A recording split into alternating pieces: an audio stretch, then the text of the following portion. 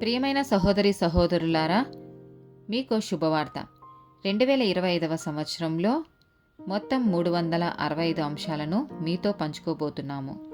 జనవరి 1వ తేదీ నుండి ప్రతిరోజు ఒక అంశము మరియు దానికి సంబంధించిన వాక్యమును పంచుకుంటాము.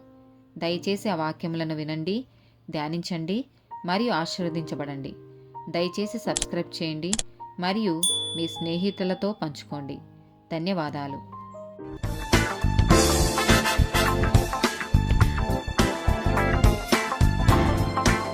156th డే టాపిక్ తండ్రైన దేవుడు. కీర్తనల గ్రంథము 103వ అధ్యాయము 13వ వచనము.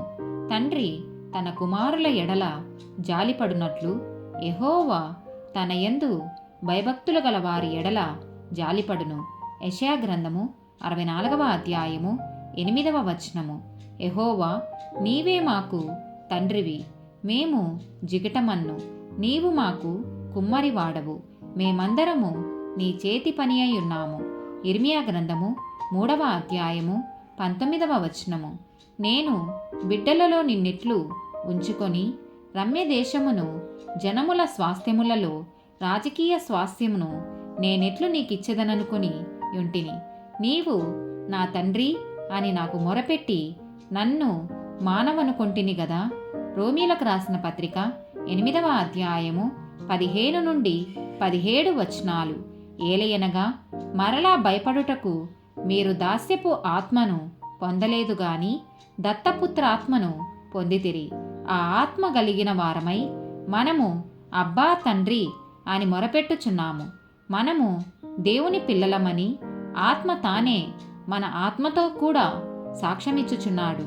మనము పిల్లలమైతే వారసులము, అనగా దేవుని వారసులము, క్రీస్తుతో కూడా మహిమ పొందుటకు ఆయనతో శ్రమపడిన ఎడల క్రీస్తు తోడి వారసులము. మత్తయి సువార్త 10వ అధ్యాయము 29వ వచనము.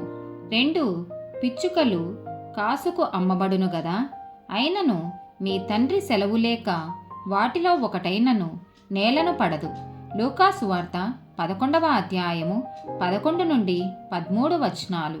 మీలో తండ్రి అయిన వాడు తన కుమారుడు చేపడనడిగితే చేపకు ప్రతిగా పామునిచ్చునా? గుడ్డునడిగితే తేలునిచ్చునా? కాబట్టి మీరు చెడ్డవారై ఉండియు మీ పిల్లలకు మంచి ఈవులునీయ నెరిగి ఉండగా పరలోకమందున్న మీ తండ్రి తన్ను అడుగు వారికి పరిశుద్ధాత్మను ఎంతో నిశ్చయముగా అనుగ్రహించుననెను. యాకోబు రాసిన పత్రిక 1వ అధ్యాయము 17వ వచనము. శ్రేష్టమైన ప్రతి ఈవియు సంపూర్ణమైన ప్రతి వరమును పరసంబంధమైనదై జ్యోతిర్మయుడగు తండ్రి యొద్ద నుండి వచ్చును. ఆయన యందు ఏ చంచలత్వమైనను గమనాంగముల వలన కలుగు ఏ ఛాయ అయినను లేదు. 2వ కొరింథీయులకు రాసిన పత్రిక 1వ అధ్యాయము 3, 4 వచనాలు. కనికరము చూపు తండ్రి సమస్తమైన ఆదరణను అనుగ్రహించు దేవుడు మన ప్రభువైన యేసుక్రీస్తు తండ్రియునైన దేవుడు స్తుతింపబడునుగాక. దేవుడు మమ్మును ఏ ఆదరణతో ఆదరించుచున్నాడో ఆ ఆదరణతో ఎట్టి శ్రమలలో ఉన్న వారినైనను ఆదరించుటకు శక్తిగలవారమగునట్లు ఆయన మా శ్రమ అంతటిలో మమ్మును ఆదరించుచున్నాడు. హెబ్రీలకు రాసిన పత్రిక 12వ అధ్యాయము 5 నుండి 11 వచనాలు.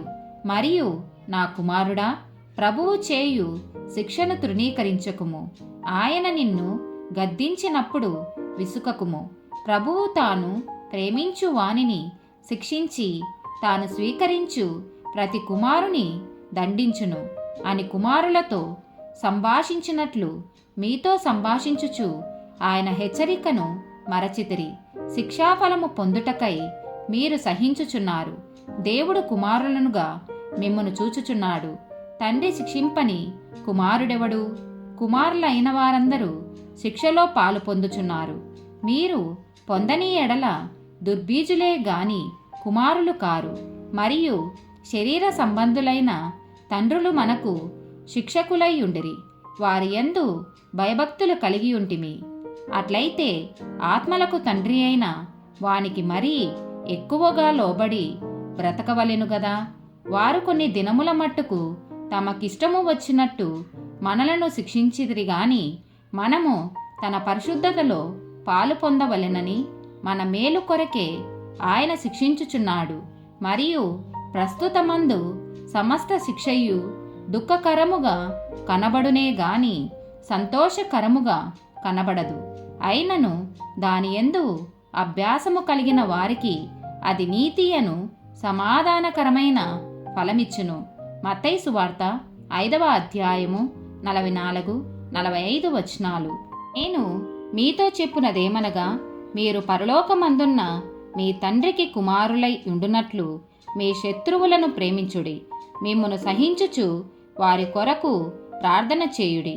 ఆయన చెడ్డవారి మీదను మంచివారి మీదను తన సూర్యుని ఉదయింపచేసి నీతిమంతుల మీదను అనీతిమంతుల మీదను వర్షము కురిపించుచున్నాడు. ఆమెన్.